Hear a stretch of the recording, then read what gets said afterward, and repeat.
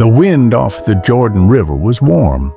The camp of Israel stood silent, facing the land they had wandered 40 years to reach.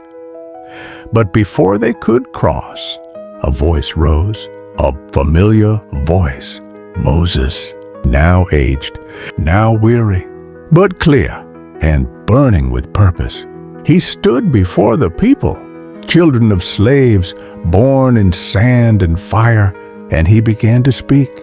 These are the words that I speak to you today. He did not begin with glory. He began with failure.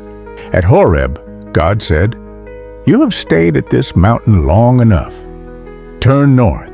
I appointed judges to share the burden, for the people had grown too vast for me alone. Then he reminded them of the day the land was near, and fear took over. You asked for spies. They brought back fruit, but also fear. And you cried, "God hates us. He brought us here to die." And because of that night, you were not allowed to enter.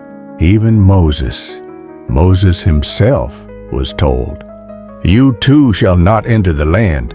But then Moses' voice shifted, stronger, steadier. We turned, we wandered, and then we conquered. Sihon, king of the Amorites, refused us passage. We struck him down.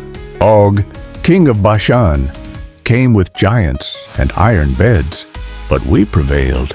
The eastern lands were taken.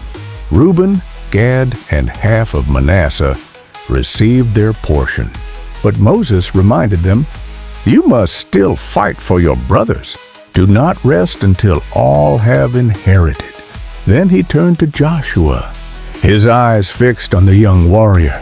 "You have seen all that God has done. Do not fear.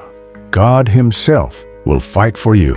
And to the people, I pleaded with God to let me cross the Jordan, but he said, "Enough.